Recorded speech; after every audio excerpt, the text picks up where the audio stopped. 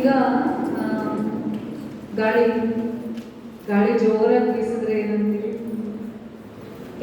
ತುಂಬಾ ಜೋರಾಗಿ ಬೀಸಿದ್ರೆ ಈಗ ಜೋರಾಗಿ ಬೀಸಲ್ಲ, ಈಗ ಎಂಥ ಗಾಳಿ? ಬಿರುಗಾಳಿ. ಅದೇ ಸಣ್ಣದಾಗಿ ಮಾಯಾವಾಗಿ ಬೀಸಿದ್ರೆ ಎಂಥ ಗಾಳಿ? ತಂಗಾಳಿ, ತಂಪಾದ ಗಾಳಿ. ಅದು ಬೇಸಿಗೆಗೆ ಬೇಕು. ಬಿರುಗಾಳಿ ಆದ್ರೆ ನಾವು ಒಂದು ಸಣ್ಣ ಸಣ್ಣ ಅವಘಡಗಳು ಸಲ್ತಾವ. ಹಂಗೆ ನೀವು ಮೊಬೈಲ್ ಫೋನ್ ನೋಡಬೇಕಾದ್ರೆ ಅತಿ ಹೆಚ್ಚಾಗಿ ಇಡೀ ದಿನ ಮೊಬೈಲ್ ಫೋನೇ ನೋಡ್ತಾ ಇದ್ದಾರೆ. ಈಗ ನಾನು ಎಷ್ಟೋ ಜನ ನನ್ನ ಸ್ಟೂಡೆಂಟ್ಸ್ ಇದ್ದಾರೆ, MBBS ಮಕ್ಕಳು ಇದ್ದಾರೆ. ಆ ಮಕ್ಕಳಿಗೆ ಕೇಳ್ತೀನಿ, ನಾನು ಎಷ್ಟು ಫೋನ್ ನೋಡ್ತೀರಾ, ಯಾಕೆ ಸರಿಯಾಗಿ ಓದ್ತಾ ಇಲ್ಲ ಅಂದ್ರೆ ದಿನದಲ್ಲಿ 4-5 ಗಂಟೆ ನಾವು ಫೋನ್ ನೋಡ್ತೀವಿ ಅಂತ ಹೇಳ್ತಾರೆ. ಈಗ ಸ್ಕೂಲಿಂದ ಬಂದ್ಮೇಲೆ ನಿಮಗೆ ಮಲ್ಗೋದ್ರ ನಡುವೆ ಎಷ್ಟು ಟೈಮ್ ಇರುತ್ತೆ? 3-4 ಗಂಟೆ ಇರುತ್ತೆ. ನೀವು ಅಷ್ಟು ಟೈಮ್ ಫೋನಲ್ಲೇ ನೋಡ್ಬಿಟ್ಟು ನಿಮ್ಮ ಅಪ್ಪ ಅಮ್ಮಗೆಲ್ಲ ತೊಂದರೆ ಕೊಟ್ರೆ ಅವಾಗ ಅತಿಯಾದರೆ ಅಮೃತವು ವಿಷ. ಈ ತಂಗಾಳಿಗೆ ಹೋಗಿ ಬಿರುಗಾಳಿ ಆಗುತ್ತೆ. ಮೊಬೈಲು ನಿಮಗೆ ಕೆಲವು ವಿಷಯಗಳಿಗೆ ಬೇಕು. ಈಗ ಕೆಲವೊಂದು ಸ್ಕೂಲಲ್ಲಿ ನಿಮಗೆ ಮೆಸೇಜ್ ಕಳಿಸ್ತಾರ, ಅಥವಾ ಯಾರ್ದೋ ಒಂದು ಹಾಡು ಹಾಡಿದ್ದು ನೀವು ಕಲಿಬೇಕು, ಯಾರಿಂದನೋ ಡ್ಯಾನ್ಸ್ ಕಲಿಬೇಕು. ಆ ಟೈಮಲ್ಲಿ ನೀವು ಲಿಮಿಟೆಡ್ ಒಂದು ಕಥೆ ಕೇಳ್ತೀರಾ, ಏನೋ ಒಂದು ಸಣ್ಣದಾಗಿ ನಿಮ್ಮ ಫ್ರೆಂಡ್ ಜೊತೆ ಮಾತಾಡಬೇಕು ಅಂತಿದ್ದೀರಾ, ಅಂತ ಟೈಮಲ್ಲಿ ನೀವು ಯೂಸ್ ಮಾಡಬೇಕು. ಅದೇ ನಿಮ್ಮ ಪಾಲಕರ ಒಂದು ಪರ್ಮಿಷನ್, ಪೇರೆಂಟ್ಸ್ ಪರ್ಮಿಷನ್ ತಗೊಂಡೇ ಯೂಸ್ ಮಾಡಬೇಕು. ಇಲ್ಲ ಅಂದ್ರೆ ನಾವು ಕನ್ನಡದಲ್ಲಿ ಗಾದೆ ಇದೆ, ಅತಿಯಾದರೆ ಅಮೃತವು ವಿಷ. ಯಾವುದು ಎಕ್ಸಸ್ ಆದ್ರೆ ಲೈಫ್ಗೆ ಒಳ್ಳೇದಲ್ಲ. ಅದರಲ್ಲಿ ಮುಖ್ಯವಾಗಿರೋದು ಈ ಮೊಬೈಲ್ ಫೋನ್. ಇದರಿಂದ ಏನಾಗುತ್ತೆ ಅಂದ್ರೆ ನಾವು ಎಲ್ಲದನ್ನು ರೆಡಿಮೇಡ್ ಆಗಿ ಯೂಸ್ ಮಾಡೋಕ್ಕೆ ಶುರುವಾಗಲ್ಲ. ನೀವೀಗ ಮಲ್ಕೊಂಡೇ ಅನ್ಕೊಳ್ಳಿ, ನಿಮ್ಮ ಕಾಲುಗಳಿಗೆ ಕೆಲಸ ಇಲ್ಲ, ಕಣ್ಣುಗಳಿಗೆ ಕೆಲಸ ಇಲ್ಲ, ಏನು ಮಾಡ್ತಾ ಇಲ್ಲ ಅಂದ್ರೆ ದೇಹದ ಆ ಪಾರ್ಟ್ ಸರಿಯಾಗಿ ಕೆಲಸ ಮಾಡಲ್ಲ.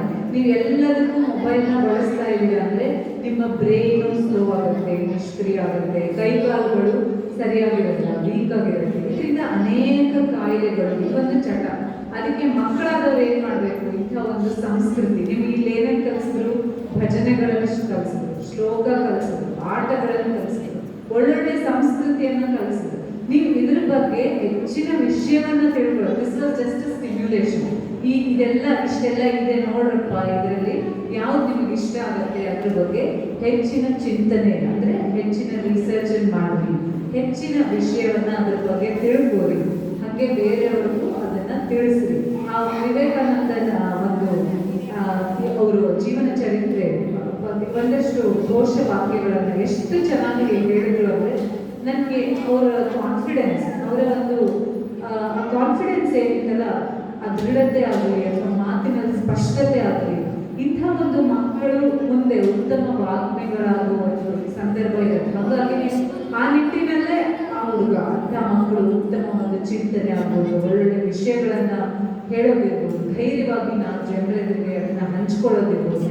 ಇಂಥದ್ದೆಲ್ಲ ಮಾಡಿದಾಗ ನಾವು ಈ ಥರ ವ್ಯಕ್ತಿತ್ವ ವಿಕಾಸದ ಶಿಬಿರದ ಉದ್ದೇಶಗಳು ಖಂಡಿತವಾಗಿ ನೆರವೇರುತ್ತೆ. ಜೊತೆಗೆ ನಾವು ಒಂದು ಆರೋಗ್ಯವಂತ ಸಮಾಜವನ್ನ ಕಟ್ಟೋದ್ರಲ್ಲಿ ನಮ್ಮದು ಒಂದು ಪಾಲಿರುತ್ತೆ.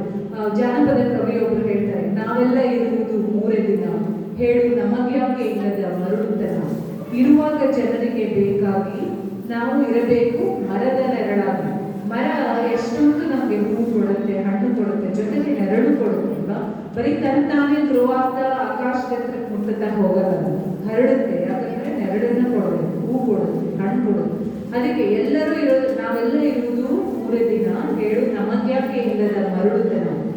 ಬರೀ ನಾವೇ ಬೆಳಿಬೇಕು ಅಂತಲ್ಲ, ಒಂದು ಸಮಾಜವನ್ನ ಬೆಳೆಸಬೇಕು ಅಂತಂದ್ರೆ ನಾವು ಇತರರಿಗೆ ಸಹಾಯ ಮಾಡಬೇಕು. ಆ ಸಹಾಯ ಮಾಡುವಂತ ಒಂದು ಬುದ್ಧಿಮತ್ತೆ ಅಥವಾ ಒಳ್ಳೆ ಸಂಸ್ಕೃತಿ, ಒಂದು ಕ್ಯಾರೆಕ್ಟರ್, ಇದೆಲ್ಲ ನಮಗೆ ಮನೆಯಿಂದ, ನಮ್ಮ ಸಮಾಜದಿಂದ, ನಮ್ಮ ಪರಿಸರದಿಂದ ಬರಬೇಕು. ಸೊ ನಮ್ದೇನು ಉದ್ದೇಶ ಅಂತಂದ್ರೆ, ಈಗ ಮಾತಾಜಿಯವರು, ಗುರುಮಾತಾ ಅವರು ನಿಮಗೆ ಒಳ್ಳೊಳ್ಳೆ ಹಾಡನ್ನ ಹೇಳಿಕೊಟ್ರು, ಒಳ್ಳೆ ಸಂಸ್ಕೃತಿಯನ್ನು ಕಲಿಸಿದ್ರು. ಅದನ್ನೆಲ್ಲ ನೀವು ಖಂಡಿತ ಉಳಿಸಿ ಬೆಳೆಸ್ಬೇಕು. ಮತ್ತೆ ಜನರೇಷನ್ ಯಾವಾಗಲೂ ಚೇಂಜ್ ಆಗಿರುತ್ತೆ. ಅದಕ್ಕೊಂದು ಕಥೆ ಇದೆ. ಕೊನೆಯದಾಗಿ ನಾನು ಇದೊಂದು ಕಥೆ ಹೇಳ್ಬಿಟ್ಟು ಈ ಮಾತನ್ನ ಮುಗಿಸ್ತೀನಿ. ನಿಮ್ಗೆಲ್ಲರಿಗೂ ಟೋಪಿ ಮಾರೋದು ಮತ್ತೆ ಮಂಗ ಕಥೆ ಗೊತ್ತಲ್ಲ, ಕ್ಯಾಪ್ಸಲರ್ ಅಂಡ್ ಮಂಕಿ. ಈ ಸ್ಟೋರಿ ಎಲ್ಲರಿಗೂ ಗೊತ್ತು ಅಲ್ವಾ? ಏನಾಗುತ್ತೆ ನೀನ್ ಹೇಳ್ತೇನೆ, ಕ್ಯಾಪ್ಸಲರ್ ಅಂಡ್ ಮಂಕಿ ಕಥೆಯಲ್ಲಿ ಏನಾಗುತ್ತೆ ನೀನ್ ಹೇಳ್ತೇನೆ, ಯಾರಾದ್ರೂ ಹೇಳ್ತೀರಾ? ಕ್ಯಾಪ್ಸಲರ್ ಅಂಡ್ ಮಂಕಿ ಆ ಕಥೆಯಲ್ಲಿ ಅದು ಏನ್ ಮಾಡ್ತಿರ್ತಾನೆ ಅವನು, ಇದೇ ತರ ಬೇಸಿಗೆ, ಸಮ್ಮರ್ ಸೀಸನ್, ಪಾಪ ನಾವು ದಾರಿಯಲ್ಲಿ ಟೋಪಿ ಬೇಕಾ ಟೋಪಿ ಅಂತ ಮಾರ್ಕೊಂತ ಹೋಗ್ತಿರ್ತಾರೆ. ಮಧ್ಯಾಹ್ನ ತುಂಬಾ ಸುಸ್ತಾಗ್ಬಿಡುತ್ತೆ, ಅವ್ರಿಗೆ ಇನ್ನೇನು ಮಾಡೋಕ್ಕಾಗಲ್ಲಪ್ಪ, ಒಂದು ಸ್ವಲ್ಪ ಹೊತ್ತು ನಿದ್ದೆ ಮಾಡಿ ಆಮೇಲೆ ಮುಂದೆ ವ್ಯಾಪಾರ ಮಾಡಿ. ಈ ತರ ಇವಾಗಿನ ತರ ಮಾಲ್ ಅಲ್ಲಿ ಇಲ್ಲಿ ಅಂಗಡಿ ಎಲ್ಲ ಆರಾಮಾಗಿ ಕೂರ್ತಿರ್ಲಿಲ್ಲ ಜನ, ಮಾರೋರು ಸ್ವಲ್ಪ ಕಷ್ಟಪಡ್ತಿದ್ರು. ಸೊ ಗಲ್ಲಿ ಗಲ್ಲಿಯಲ್ಲಿ ಹೋಗಿ ಸುಸ್ತಾಗ ಒಂದು ದೊಡ್ಡ ಮರ ಇತ್ತು, ಆರಾಮಾಗಿ ನಿದ್ದೆ ಬಂದ್ಬಿಡ್ತು, ಜೋರಾಗಿ ನಿದ್ದೆ ಬಂದ್ಬಿಡ್ತು. ಅವ್ನ ಟೋಪಿ ಎಲ್ಲ ಅಲ್ಲೇ ಬುಟ್ಟಿಯಲ್ಲಿದೆ. ಮಂಗೆ ಗೊತ್ತಲ್ಲ, ಮಂಕಿ ಬುದ್ಧಿನೂ ಅಂತದೆ ಅಲ್ಲ, ಅದೇ ಟೋಪಿ ನೋಡಿದ್ರು ಪಟ ಪಟ ತಗೋದು, ಅದೇನು ಪರ್ಮಿಷನ್ ತಗೊಳ್ಳೇ ಏನಿಲ್ಲ ಮಂಗ್ಯ. ಸೊ ಎಲ್ಲ ಟೋಪಿ ಒಂದಷ್ಟು ಫ್ರೆಂಡ್ಸ್ನೂ ಕರೀತು. ಮರದ ಮೇಲೆಲ್ಲ ಎಷ್ಟು ಮಂಕಿ, ಸಾವಿರಾರು ಮಂಕಿ ಬಂದ್ಬಿಟ್ಟು ಎಲ್ಲ ಟೋಪಿ ತಗೊಂಡು ಹೋಗ್ಬಿಟ್ಟು ಒಂದು ಸ್ವಲ್ಪ ಹೊತ್ತು ಆದ್ಮೇಲೆ ಟೋಪಿ ಮಾರೋಕೆ ಏನಾಯ್ತು, ಎಚ್ಚರ ಆಯ್ತು. ಎದ್ದು ನೋಡ್ತಾನೆ ಬುಟ್ಟಿ ಎಲ್ಲ ಖಾಲಿ ಆಗಿದೆ. ಅವನು ಹಾಕೊಂಡಿರೋ ಟೋಪಿ ಬಿಟ್ಟು ಬೇರೆ ಯಾವ ಟೋಪಿನೂ ಇಲ್ಲ. ಮೇಲೆ ಈಗ ನೋಡ್ತಾನೆ ಏನಾಗಿತ್ತು, ಅವಾಗ ಮಂಗ ಎಲ್ಲ ಏನು ಹಾಕೊಂಡಿದ್ವು, ಟೋಪಿ ಹಾಕೊಂಡು. ಈಗ ಏನ್ ಮಾಡ್ಬೇಕು, ಐಡಿಯಾ ಮಾಡಿ ಈಗ ಮಂಗ ಕೊಡು ನಾನು ಪ್ಲೀಸ್ ಟೋಪಿ ಕೊಟ್ಟು ಬಿಡೋದು, ಕೊಡ್ತಾವ ಮಾಡೋದು ಕೊಡಲ್ಲ. ಅದಕ್ಕೆ ಏನ್ ಮಾಡೋದು ಅಂತ ಅವನ ಐಡಿಯಾ ಮಾಡಿ ತಾನು ಹಾಕೊಂಡಿರ್ತಾನಲ್ಲ ಟೋಪಿ, ಅದನ್ನ ತೆಗೆದು ಜೋರಾಗಿ ಕೆಳಗೆ ಮಂಗ imitation, it always does imitation. ಇನ್ನೊಬ್ರು ಏನ್ ಮಾಡುತ್ತೆ ಅದನ್ನ ಮಾಡೋದ್ರ ನಂಬರ್ ಒನ್. ಸೊ ಇವ್ನು ಬಿಸಾಡೋದನ್ನ ನಮಗೂ ಬೇಡ ತಡೆ ಅಂತ ಹೇಳಿ ನಾವೆಲ್ಲ ಹಾಕೊಂಡಿದ್ದ ಟೋಪಿನ ಕೆಳಗೆ ಬಿಸಾಡ್ತಾರೆ. ಅವಾಗ ಅವನು ಖುಷಿಯಿಂದ ಅದಷ್ಟು ಟೋಪಿ ತಗೊಂಡು ಹೋಗ್ತಾನೆ. ಆಯ್ತಾ, ಇದೇ ಯಾರು ಟೋಪಿ ಮಾರನ ಇರ್ತಾನಲ್ಲ ಅವನಿಗೆ ಒಬ್ಬ ಮೊಮ್ಮಗ ಆಗ್ತಾನೆ. ಆಯ್ತಾ, ಮೊಮ್ಮಗ ಆದಾಗ ಅವ್ರದ್ದು ಇದೇ ಕೆಲಸ, ಟೋಪಿ ಮಾರದೇ ಕೆಲಸ. ಅವನು ಸೇವ್ ಆಗ್ತದೆ, ಬಿಸಿಲು ಬರ್ತದೆ, ಅವನು ಈಗ ದೊಡ್ಡ ಆಲದ ಮರದ ಕೆಳಗೆ ಮಲ್ಕೊಂಡ್ಬಿಡ್ತಾನ. ಆಮೇಲೆ ನಿದ್ದಿಗೆ ಹೋದ ಮತ್ತೆ ಮಕ್ಕಿ ಬಂದು ಎಲ್ಲ ಟೋಪಿ ಏನ್ ಮಾಡ್ತಾವ ಹೋಗ್ಬಿಡ್ತಾನೆ. ಈಗ ಎಚ್ಚರ ಆದ್ರೂ ನಮ್ಗೆ ನೆನಪಾಗುತ್ತೆ, ನಮ್ಮ ಅಜ್ಜನು ಇದೇ ತರ ಏನೋ ಹೇಳಿದ್ನಲ್ಲ ಅಂತೇಳಿ ನಾ ಏನ್ ಮಾಡ್ತೀನಿ, ಈಗ ಟೋಪಿ ತಗೊಂಡು ಕೆಳಗೆ ಬಿಸಾಡ್ತೀನಿ ಅಂತ ಬಿಸಾಡ್ತಾರೆ. ಆದ್ರೆ ಈ ಸಲ ಮಂಗಗಳು ಯಾರು ಟೋಪಿ ಬಿಸಾಡಲ್ಲ. ಅವು ಹೇಳ್ತಾವ, ನಿನಗೆ ಹೆಂಗ ಅಜ್ಜ ಇತ್ತಲ್ಲ ನಮಗೂ ಅಜ್ಜ ಇತ್ತು, ಅದಕ್ಕೆ ನಾವೀಗ ಟೋಪಿ ಬಿಸಾಡಲ್ಲ. ಇದು ಏನ್ ಮೆಸೇಜ್ ಅಂತಂದ್ರೆ, ಬದಲಾವಣೆ ಸಮಯದಲ್ಲಿ ಅಂದ್ರೆ ಜನರೇಷನ್ ಯಾವ ತರ ಚೇಂಜ್ ಆಗುತ್ತಲ್ಲ ಆ ತರ ಪೇರೆಂಟ್ಸ್ ಬದಲಾಗಬೇಕಾಗುತ್ತೆ, ಅಥವಾ ಮಕ್ಕಳನ್ನ ನಮ್ಮ ಕಡೆ ನೀವು ಬದಲಾವಣೆ ಮಾಡ್ಕೋಬೇಕಾಗುತ್ತೆ. ಇಲ್ಲಾಂದ್ರೆ ಅವರಷ್ಟೇ ಮುಂದುವರೆದ್ರೆ ನೀವು ಹಿಂದುಳಿತೀರಿ, ಇಲ್ಲ ನೀವು ಅವ್ರ ತಾಳಕ್ಕೆ ತಕ್ಕಂತೆ ಕುಡಿದು ಬಿಟ್ರಿ ಅಂತಂದ್ರೆ ಎಷ್ಟೋ ವಿಷಯದಲ್ಲಿ ಮೊಬೈಲ್ ಆಗಲಿ ಅದನ್ನ ಕೊಡಬೇಕಾಗ್ತದೆ, ಕೇಳ ಬೇಡ ಅಂತ ಹೇಳಕ್ಕಾಗಲ್ಲ. ಆದ್ರೆ ಎಲ್ಲಿ ನೀವು ಲಿಮಿಟ್ ಹಾಕೋಬೇಕು ಅದನ್ನ ನೀವು ನೋಡ್ಬೇಕು. ಯಾಕಂದ್ರೆ ಪ್ರಪಂಚ ಓಡ್ತಾ ಇರುತ್ತೆ, ಇನ್ಫಾರ್ಮೇಶನ್ ಎಲ್ಲ ಕಡೆ ಸ್ಪ್ರೆಡ್ ಆಗ್ತಿದೆ. ಇವ್ರು ಬಾಜು ಮನೆಯವರು ಅಷ್ಟೊತ್ತು ಮೊಬೈಲ್ ಫೋನ್ ಕೊಟ್ಟಾಗ ಈಗ ಕಂಪೇರ್ ಮಾಡ್ತಾರೆ, ಆಕೆ ಮಾರ್ಕ್ಸು ಚಲೋ ತಗೋತಾಳೆ, ಮೊಬೈಲ್ ಕೊಡ್ತಾರೆ. ನಿಮ್ಗೆ ನಾನು ಮಾಡ್ತೀನಿ ಅಂದ್ರೂ ನನಗೆ ಮೊಬೈಲ್ ಕೊಡಲ್ಲ. ಇದರಿಂದ ಅನೇಕ ಅವಘಡಗಳು ನಮ್ಮ ಸಮಾಜದಲ್ಲಿ ದಿನಾ ಸಂಭವಿಸ್ತಾರೆ. ಎಷ್ಟೋ ಜನ ನೋಡಿದ್ರು ಆತ್ಮಹತ್ಯೆ ತನಕ ಮಕ್ಕಳು ತುಂಬಾ ಸೆನ್ಸಿಟಿವ್ ಇದ್ದಾರೆ. ಅದರಿಂದ ಪ್ರತಿ ಪೇರೆಂಟ್ಸ್ ಕೂಡ ಚಿಕ್ಕ ವಯಸ್ಸಿನಲ್ಲಿರುವಾಗ ಈ ತರ ವೆರೈಟಿ ಆಫ್ ಟೇಸ್ಟ್ಗೆ ಮಕ್ಕಳನ್ನ ಎಕ್ಸ್ಪೋಸ್ ಮಾಡಿ ಆ ಮೊಬೈಲ್ ವರ್ಲ್ಡ್ ಇಂದ ಬಿಟ್ಟು ಒಂದು ಆಟ ಆಗಲಿ, ಸಂಸ್ಕೃತಿ ಆಗಲಿ, ಮನೋರಂಜನೆ, ಅವ್ರಿಗೆ ಏನ್ ಇಷ್ಟ ಅನ್ನೋದನ್ನ ಕಂಡು ಹಿಡಿಯೋದ್ರಲ್ಲಿ ನಿಮ್ಮ ಪಾತ್ರ ಮುಖ್ಯ ಇದೆ. ಅದನ್ನ ಮಗು ಚಿಕ್ಕದಿರುವಾಗಿಂದ ಒಂದು 10 ವರ್ಷದೊಳಗೆ ನೀವು ಆ ಇಂಟ್ರೆಸ್ಟ್ ಅನ್ನ ಗುರುತಿಸ್ಬೇಕು. ಆಮೇಲೆ ಅದು ಯಾವ ಇಂಟ್ರೆಸ್ಟ್ ಇದೆಯೋ ಅದಕ್ಕೆ ತುಂಬಾ ಪ್ರೋತ್ಸಾಹ ಕೊಡಬೇಕು. ಮಕ್ಕಳ ಜೊತೆ ನೀವು ಕನಿಷ್ಠ ಒಂದು 2 ಗಂಟೆ ಆದ್ರೂ ಮಾತಾಡ್ಬೇಕು. ಏನಾಯ್ತು, ನೀವು ಎಷ್ಟೇ ಬಿಸಿ ಇರಲಿ, ನಿಮ್ ಸ್ಕೂಲಲ್ಲಿ ಏನ್ ನಡೀತಿದೆ, ಯಾಕೆ ಹಿಂಗೆ, ಈ ತರ ನೀವು ಪ್ರತಿಯೊಂದನ್ನು ಮಾತಾಡ್ಬೇಕು. ಅವರ ಚಲನವಲನಗಳು, ಅವ್ರ ಬಿಹೇವಿಯರು, ಅವರ ಉಡುಪಿನ ಶೈಲಿ ಏನಾದ್ರೂ ಚೇಂಜ್ ಆಗ್ತಾ ಇದೆ ಅದಕ್ಕೆ ಯಾರು ಕಾರಣ ಅಂತ ತಿಳ್ಕೊಂಡು ಅದನ್ನ ನಿಮ್ಮದೇ ರೀತಿ ನೀವು ಕೌನ್ಸಿಲಿಂಗ್ ಮಾಡಬೇಕು. ಈ ಜನರೇಷನ್ ಗ್ಯಾಪ್ ಅಂತೂ ಇದ್ದೇ ಇದೆ. ಅದನ್ನ ಅತ್ಯಂತ ಬುದ್ಧಿ ಮತ್ತೆ ಏನಂತೀವಿ ನಾವು, ಆ ಬುದ್ಧಿಗಿಂತ ಅದಕ್ಕೆ ನಾವು ಆ ಸಿದ್ಧಿ ನಾವು ಮಾಡಿಕೊಂಡು ಮಕ್ಕಳನ್ನ ನಮ್ಮ ಮಾರ್ಗಕ್ಕೆ ತರಬೇಕಾ, ನಾವು ಅವ್ರ ಮಾರ್ಗಕ್ಕೆ ಹೋಗ್ಬೇಕಾ, ಇದು ವೆರಿ ಡೆಲಿಕೇಟ್ ಬ್ಯಾಲೆನ್ಸ್. ಅದನ್ನ ನಾವು ಅರ್ಥ ಮಾಡಿಕೊಂಡು ಅತಿ ಸೂಕ್ಷ್ಮವಾಗಿ ಅವ್ರ ಜೊತೆ ಹೆಜ್ಜೆ ಹಾಕಿ ಅವರ ಒಂದು ಜೀವನ ಫಲಿಸುವಂತೆ ನಾವು ನೋಡ್ಕೋಬೇಕು. ಈ ಶಿಬಿರ ಕೂಡ ಡೆಫಿನೆಟ್ಲಿ ಅಂಥ ಒಂದು ಹೆಜ್ಜೆಯನ್ನೇ ಹಾಕಿ ಈ ಸಮಾಜಕ್ಕೆ ಆರೋಗ್ಯವಂತ ಜನರನ್ನು ಕೊಡಬೇಕು, ಅಭಿರುಚಿಯುಳ್ಳ ಜನರನ್ನು ಕೊಡಬೇಕು ಅಂತ ಹೇಳಿ ಈ ನಿಟ್ಟಿನಲ್ಲಿ ತುಂಬಾ ಒಳ್ಳೆ ಪ್ರಯತ್ನ. ಯಾಕಂದ್ರೆ ನಾವು ಹೇಳ್ತೀವಿ ಈವನ್ ಸೈನ್ಸ್ ಅಲ್ಲೂ ಮನುಷ್ಯನಲ್ಲಿ ಒಂದು ಬಿಹೇವಿಯರ್ ಚೇಂಜ್ ಅಂದ್ರೆ ನಾನು ಇಬ್ಬರು ಕಚ್ಚಲ್ಲ ಅನ್ಕೊಂಡ್ರೆ ನಾನು ಕಚ್ಚಬಾರದು ಅಂದ್ರೆ 21 days I have to follow. ಇಲ್ಲಾಂದ್ರೆ ನಾನು ಬರಲ್ಲ.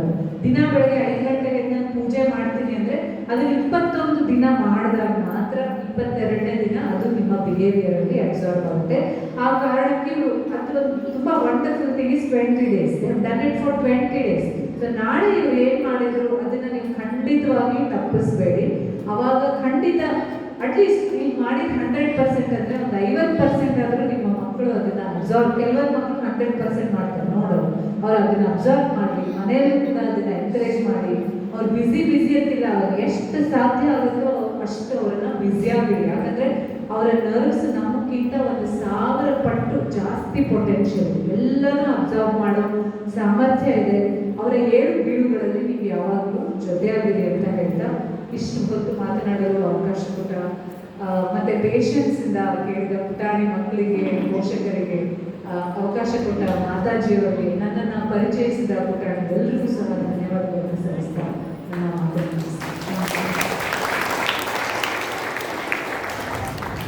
ಶಿಬಿರದ ಕುರಿತು ಮತ್ತು ಶಿಬಿರಾರ್ಥಿಗಳ ಕುರಿತು ಮಕ್ಕಳ ಮನಸ್ಸಿನ ಬಗ್ಗೆ ಮಾತನಾಡಿದ ಶ್ರೀಮತಿ ರಂಜನಾ ರಾನಡೆ ಅವರಿಗೆ ಧನ್ಯವಾದಗಳು. ಈಗ ಮಾತಾಜಿ ತೇಜೋಮಯಿ ಇವರಿಂದ ಆಶೀರ್ವಚನ.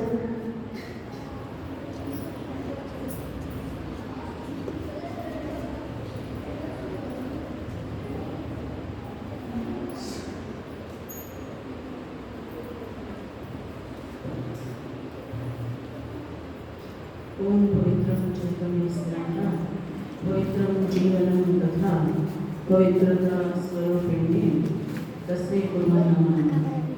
दिव्यप्रियानंदः ಶ್ರೀಮತಿ ಶಾರದಾದೇವಿಯವರು ಭಗವಾನ್ ಶ್ರೀರಾಮಕೃಷ್ಣರ ಸ್ವಾಮಿ ವಿವೇಕಾನಂದರ ಕಲಿಕಾವಳಿಗಳಲ್ಲಿ ವಂದಿಸುತ್ತಾ ವೇದಿಕೆ ಮೇಲೆ ಆಸೀನರಾಗಿರುವಂತಹ ಪರಮ ಪೂಜ್ಯ ಮಾತಾಜಿಯವರಿಗೆ ಡಾಕ್ಟರ್ ಶ್ರೀಮತಿ ರಂಜನಾ ರಾನಡೆಯವರೇ ಹಾಗೂ ನೆರೆದಿರುವಂತಹ ಎಲ್ಲ ತಾಯಂದಿರೇ, ಮನೆಯರೇ, ಮೊದಲು ಮಕ್ಕಳೇ, ಶಿಬಿರದ ಕೊನೆಯ ಬೆಳಿಗ್ಗೆ ದಿನ 20 ದಿವಸ 15 ದಿವಸ ಕಡಿಮೆ ಆಗ್ತದೆ ಅಂತೇಳಿ 20 ದಿವಸ ಮಾಡಿದೆ. 20 ದಿವಸ ಹೇಗೆ ಹೋಗ್ತದೆ ನಮ್ಗೆ ಗೊತ್ತೇ ಆಗೋದಿಲ್ಲ. ಈ ಸರಿ ಪ್ರಭುಜಿ ಮಾತಾಜಿಯವರು, ಮೂಲಗಿ ಮಾತಾಜಿಯವರು ಎಲ್ಲ ಸಂಪೂರ್ಣ ಶಿಬಿರದ ಜವಾಬ್ದಾರಿಯನ್ನ ತಮ್ಮೆಲ್ಲರ ಮೇಲೆ ಹೊತ್ತುಕೊಂಡು ಸಂಪೂರ್ಣವಾಗಿ ಅದ್ಭುತವಾಗಿ ನಿರ್ವಹಿಸಿಕೊಂಡು ಹೋಗಿದ್ದಾರೆ. ಅದರ ಜೊತೆಗೆ ಎಲ್ಲರೂ ಹೇಳ್ತಾ ಇದ್ರು, ನಾನು ಮಧ್ಯೆ ಬರ್ತಾ ಇದ್ದೆ, ಆ ಕಾರ್ಯಕ್ರಮ ಇದ್ರೆ ಬರ್ತಾ ಇದ್ದೆ. ಎಲ್ಲರೂ ಹೇಳ್ತಾ ಇದ್ರು ಏನು ಅಂತಂದ್ರೆ, ಈ ವರ್ಷದ ಈ ಬ್ಯಾಚಿನ ಮಕ್ಕಳು ಬಹಳ ಅದ್ಭುತವಾಗಿದ್ದಾರೆ ಅಂತ ಹೇಳಿ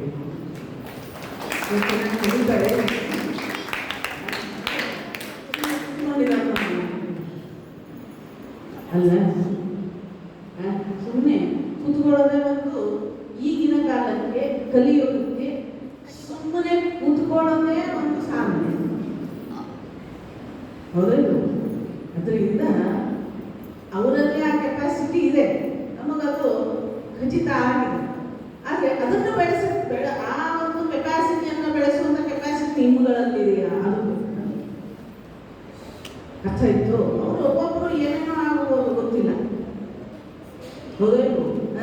PM ಆಗ್ಬೋದು, IAS ಮಾಡಿ ಅವರು ಕಮಿಷನರ್ ಆಗ್ಬೋದು, CA ಆಗ್ಬೋದು, ಅಥವಾ ಇನ್ನೂ ಏನೋ ಅದ್ಭುತವಾದ ಸಂತರಾಗಬಹುದು, ಮಹಾತ್ಮರಾಗಬಹುದು, ಸನ್ಯಾಸಿಗಳಾಗಬಹುದು. ಸನ್ಯಾಸಿಗಳಂತ ಎದುರು ಬಿಡ್ತಾರೆ, ಆಗ್ಬೋದು, ಯಾರಿಗೆ ಗೊತ್ತು, ಹೌದಲ್ವ? ಅದರಿಂದ ಅವರನ್ನ ಆ ಒಂದು ರೀತಿಯಲ್ಲಿ ಅದನ್ನ ಹೇಳಿದ್ರು ಇವರು ರಂಜನಾ ಅಮ್ಮ ಹೇಳಿದ್ರೆ ಅಂತಂದ್ರೆ ಅದನ್ನ ಗುರುತಿಸಿ ಆ ಒಂದು ನಿಟ್ಟಿನಲ್ಲಿ ಅವರನ್ನ ಮುಂದುವರಿಸುವಂತ ಶಕ್ತಿ ನಿಮ್ಮಲ್ಲಿದೆಯಾ ಬೇಕು. ಯಾಕಂತ ಹೇಳಿದ್ರೆ ಬರೀ ಮಾರ್ಕ್ಸಿನ ಹಿಂದೆ ಓಡುವಂತಹ ಇವತ್ತು ಪಾಲಕರು ಜಾಸ್ತಿ ಇದ್ದಾರೆ. ಯಾರೋ ಬಂದಿದ್ರು, ಹೌದು, ಅವ್ರು ಹೇಳಿದ್ರು ಪಾಪ ಅದು ಎಂಥ ಒಂದು ತಪ್ಪು ಕಲ್ಪನೆ ಇದೆ ಅಂತಂದ್ರೆ, ನಾನು 5 ನಿಮಿಷದಲ್ಲಿ ಮುಗಿಸ್ಬಿಡ್ತೇನೆ, ಒಳಗಡೆ ಕೂಡ ರಚನೆ ಹಾಕ್ತಾ ಇದ್ದಾನೆ. ಇದರಿಂದ ಕಾರ್ಯಕ್ರಮ ಬೇಗ ಮುಗಿಸೋಣ. ಬಂದಿದ್ರು ಅವರಂದ್ರು, ನೀವು ಸೆಂಟ್ ಫಾಲ್ಸ್ ಸ್ಕೂಲಿಗೆ ಏನೋ ಹಾಕಿದ್ದಾರೆ, ಕ್ರಿಶ್ಚಿಯನ್ ಸ್ಕೂಲ್. ಅಲ್ಲಿ ಹಾಕಿದ ಮೇಲೆ ಬಹಳ ಅದ್ಭುತವಾಗಿ ಅವ್ರು ಭಾಳ ಜಾಣೆ ಆಗಿದಾಡ್ರಿ ಅಂತ ಹೇಳಿದ್ರು. ನಾನಂದೆ, ಹಿಂದೂ ಸ್ಕೂಲ್ಗಳು ಕೂಡ ಇಲ್ಲ, ಕ್ರಿಶ್ಚಿಯನ್ರ ಬಗ್ಗೆ ಬೇಜಾರಂತಿಲ್ಲ. ನಾವು ಸ್ವಾಮಿ ವಿವೇಕಾನಂದರು ಯಾವಾಗಲೂ ಕೂಡ ಕೈಯಲ್ಲಿ ಇಮಿಟೇಷನ್ ಆಫ್ ಕ್ರೈಸ್ಟ್ ಹಿಡ್ಕೊಂಡು ಓಡಾಡ್ತಾರೆ. ಸ್ವಾಮಿ ವಿವೇಕಾನಂದ ಯಾವಾಗಲೂ ಕೈಯಲ್ಲಿ ಇರ್ತಾರೆ ಇಮಿಟೇಷನ್ ಆಫ್ ಕ್ರೈಸ್ಟ್. ಕ್ರೈಸ್ತನ ಬಗ್ಗೆ ಬಹಳ ಅದ್ಭುತವಾಗಿ ಮಾತನಾಡಿದ್ದಾರೆ ಸ್ವಾಮಿ ವಿವೇಕಾನಂದ.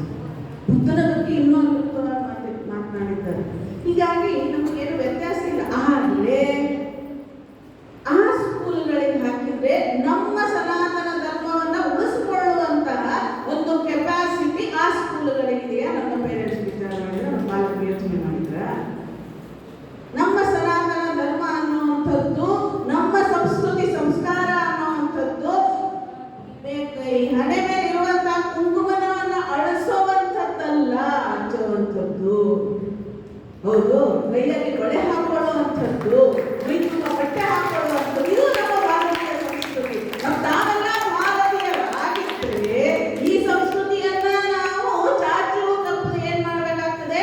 ಫಾಲೋ ಮಾಡಬೇಕಾಗ್ತದೆ, ಪಾಲನೆ ಮಾಡಬೇಕು. ಇಲ್ಲಿ ನಾವು ಭಾರತೀಯರಲ್ಲ, ಭಾರತ ಬಿಟ್ಟು ಹೋಗಬೇಕಾಗ್ತದೆ ನಾವು. ಅರ್ಥ ಆಯ್ತು? ಅದರಿಂದ ಯಾವ ಶಾಲೆಗಳಲ್ಲಿ ಇವತ್ತು ಕುಂಕುಮ ಹಚ್ಕೊಂಡು ಬರಬೇಡ್ರಿ, ಬಳೆ ಹಾಕೊಂಡು ಬರಬೇಡ್ರಿ, ಹೂ ಮುಡ್ಕೊಂಡು ಬರಬೇಡ್ರಿ ಅಂತ ಹೇಳ್ತಾ ಇದ್ದಾರಲ್ಲ, ಹಾಗಿದ್ರೆ ಅವೆಲ್ಲ ಯಾರ ಲಕ್ಷಣ? ನಾನು ನಿಮಗೆ ಸೂಕ್ಷ್ಮವಾಗಿ ಇದನ್ನ ಹೇಳ್ತೇನೆ. ಯಾರ ಲಕ್ಷಣ ಅವೆಲ್ಲ? ಇದೆಲ್ಲ ಸುಮ್ಮನೆ ಹೌದು. ಮತ್ತು ಇಂಗ್ಲಿಷ್ ಮೀಡಿಯಂ ಸ್ಕೂಲಿಗೆ ಹೋಗಿ ಹಾಕ್ತೀರಿ, ಮತ್ತು saint John's, saint Paul's, saint something ಅವೆಲ್ಲ ಸ್ಕೂಲಿಗೆ ನೀವು ತಗೊಂಡು ಹೋಗಿ ಹಾಕ್ತೀರಿ ಮಕ್ಕಳನ್ನು. ಹಾಗಾಗಿ ನಮ್ಮ ಸಂಸ್ಕೃತಿಯನ್ನು ಉಳಿಸ್ಕೊಳ್ಳುವಂಥ ಒಂದು ತಾಕತ್ತು, ನಮ್ಮ ಸಂಸ್ಕೃತಿಯನ್ನ ಉಳಿಸ್ಕೊಳ್ಳುವಂತ ಒಂದು ಕೆಪಾಸಿಟಿ ನಮ್ಮ ಪಾಲಕರಲ್ಲಿ ಇದೆಯೋ ಇಲ್ವೋ ಇವತ್ತು ನನ್ನ ಪ್ರಶ್ನೆ. ಇದೆಯೋ ಇಲ್ವೋ? ಇದೆ ಅನ್ನೋನು ಕೈ ಎತ್ತಿ, ಇಲ್ಲ ಅನ್ನೋನು ಕೈ ಕೆಳಗೆ. ಒಂದು ಕೈ ಮೇಲೆ ಬಂದಿಲ್ಲ ಅಂತ ಕೆಪಾಸಿಟಿ ಇಲ್ಲ ಅಂತ ಇತ್ತು ಅಲ್ಲ, ಹೌದಲ್ವ? ಒಬ್ಬರು ಯೋಚನೆ ಮಾಡಿ ಆಮೇಲೆ ಕೈ ಮೇಲೆ ಹೇಳ್ತಾ ಇದ್ದಾರೆ, ಮತ್ತೆ ಯಾರ ನೀವಲ್ಲ, ನೀವು ಕೈ ಕೆಳಗೆ ಮಾಡಿ.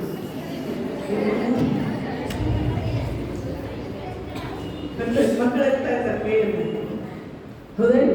ಇದರಿಂದ ಪಾಲಕರಲ್ಲಿ ಒಂದೇ ಒಂದು ನಿವೇದನೆ ನಮ್ದು ಏನಪ್ಪಾ ಅಂತಂದ್ರೆ, ಮಕ್ಕಳಿಗೆ ಮೈ ತುಂಬ ಬಟ್ಟೆ ಹಾಕಿ. ಅರ್ಥ ಆಯ್ತು? ಭಾರತೀಯ ಉಡುಪು ನನ್ನ ಮಕ್ಕಳ ಕಡೆ ಇಲ್ಲ ಅಂತ ಹೇಳಿ ಹೆಮ್ಮೆಯಿಂದ ಹೇಳ್ಕೊಳ್ಳೋದನ್ನ ಬಿಡಿ. ನಮ್ಮ ಮಕ್ಕಳ ಕಡೆ ಇಲ್ಲೇ ಇಲ್ಲ ರೀ. ಇಂಡಿಯನ್ ಡ್ರೆಸ್, ಚೂಡಿದಾರ ನಮ್ಮ ಮಕ್ಕಳ ಕಡೆ ಇಲ್ಲ, ಲಂಗ ದಾವಣಿ ನಮ್ಮ ಮಕ್ಕಳ ಕಡೆ ಇಲ್ಲ. ಇವತ್ತು ಈ ಲೆವೆಲ್ ನಾವು ಹೇಳ್ಬೇಕಾಗಿತ್ತು ನಿಮ್ಗೆ, ಹೌದಲ್ವ? ದೊಡ್ಡ ಟಿಕ್ಕಳಿ, ದೊಡ್ಡ ಕುಂಕುಮ ನಮ್ಮ ಮಕ್ಕಳು ಹಚ್ಕೊಳ್ಳೋದಿಲ್ಲ, ಹಚ್ಕೊಂಡ್ರೆ ಅಂಟಿ ಅಂತಾರೆ. ಬೆಳೆ ಹಾಕೊಳ್ಳೋದಿಲ್ಲ, ಯಾಕಂತ ಹೇಳಿದ್ರೆ ಔಟ್ಡೇಟೆಡ್. ಹೌದು, ಇಂಥ ಪಾಲಕರಿರುವಾಗ ಈ ದೇಶದ ಪರಿಸ್ಥಿತಿ ಏನ್ರಿ ಆಗ್ತದೆ? ಯೋಚನೆ ಮಾಡಿ. ಹೌದಲ್ವ? ಹೌದಲ್ವ? ಅದರಿಂದ ನಾವೇನಿವತ್ತು ವಿ ಆರ್ ಮೋಸ್ಟ್ ಮಾಡರ್ನೈಸ್ ಅಂತ ಹೇಳಿ ಅರ್ಧಂಬರ್ಧ ಬಟ್ಟೆ ಹಾಕೊಂಡು, ನಾನು ಸ್ವಲ್ಪ ಎಲ್ಲ ಪಾಲಕರಿದ್ದೀರಿ, ಹೌದಲ್ವ? ಸ್ವಲ್ಪ ಓಪನ್ ಆಗಿ ಅರ್ಧಂಬರ್ಧ ಬಟ್ಟೆ ಹಾಕೊಂಡು, ಮೊದಲೇ ಭಿಕ್ಷುಕರ ಅರ್ಧಂಬರ್ಧ ಬಟ್ಟೆ ಹಾಕೊಳ್ತಾ ಇದ್ರು, ಪಾಪ ಅವ್ರಿಗೆ ಗತಿ ಇರಲಿಲ್ಲ. ಇವತ್ತು ಅವ್ರು ಪೂರ್ಣ ಬಟ್ಟೆ ಹಾಕೊಳ್ತಾರೆ, ಕಷ್ಟಪಟ್ಟು ಪೂರ್ಣ ಬಟ್ಟೆ ಹಾಕೊಳ್ತಾರ ಅವ್ರು. ಆದ್ರೆ ಇವಾಗ ದೊಡ್ಡ ದೊಡ್ಡ ಶ್ರೀಮಂತರು, ದುಡ್ಡಿದ್ದವರು ಅರ್ಧಂಬರ್ಧ ಬಟ್ಟೆ ಹಾಕೊಳ್ತಾರೆ, ಟೈಟ್ ಜೀನ್ಸ್ ಹಾಕೊಳ್ತಾರೆ, ಇನ್ನೂ ಏನೇನೋ. ಹೌದಲ್ವ? ಇದರಿಂದ ನಮ್ಮ ಸಂಸ್ಕೃತಿನ ಯೋಚನೆ ಮಾಡ್ರಿ.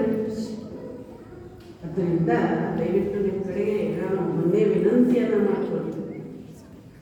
ಏನಂತಂದ್ರೆ, ಹುಡುಗರ ಹುಡುಗಿಯರು ಒಳ್ಳೆ ಸಂಸ್ಕಾರವಂತ ಮಕ್ಕಳನ್ನ ಸಮಾಜಕ್ಕೆ ಕೊಡಿ. ಅರ್ಥ ಆಯ್ತು? Modernise. We want our children to be more social. ಹೌದು, ನಮ್ಮ ಮಕ್ಕಳಿಗೆ ಕನ್ನಡ ಮಾತಾಡೋದಕ್ಕೆ ಬರೋದಿಲ್ಲ, ಕನ್ನಡ ಬಿಟ್ಟು ಬೇರೆ ಗೊತ್ತಾಗೋದಿಲ್ಲ. ಮಕ್ಕಳು ಇಂಗ್ಲಿಷ್ ಮೀಡಿಯಂ, ಇಂಗ್ಲಿಷ್ ಬಿಟ್ಟು ಓದೋದಕ್ಕೆ ಬರೋದಿಲ್ಲ. ಎಂಥ ಪರಿಸ್ಥಿತಿ ಗೊತ್ತೇನ್ರಿ ನಮ್ದು? ಶಿಬಿರ ಮಾಡೋದು ಈ ಕಡೆ ಕನ್ನಡ ಓದೋದಕ್ಕೆ ಬರೋದಿಲ್ಲ, ಈ ಕಡೆ ಇಂಗ್ಲಿಷ್ ಓದೋದಕ್ಕೆ ಬರೋದಿಲ್ಲ. ಸ್ಕ್ರಿಪ್ಟ್ ನಮ್ಮ ವೇದ ಸ್ಕ್ರಿಪ್ಟ್ ಅನ್ನ ಇಂಗ್ಲಿಷ್ ಅಲ್ಲಿ ಕೊಟ್ಟರೆ ಓದೋದಕ್ಕೆ ಬರೋದಿಲ್ಲ. ಇನ್ನು ಕನ್ನಡದಲ್ಲಿ ಕೊಟ್ಟರೆ ಕನ್ನಡ ಕಲಿಸಿಲ್ಲ, ಇನ್ನು ಯಾವ ಭಾಷೆಯಲ್ಲಿ ಕೊಡೋಣ ಅವರಿಗೆ ಹೇಳಿ?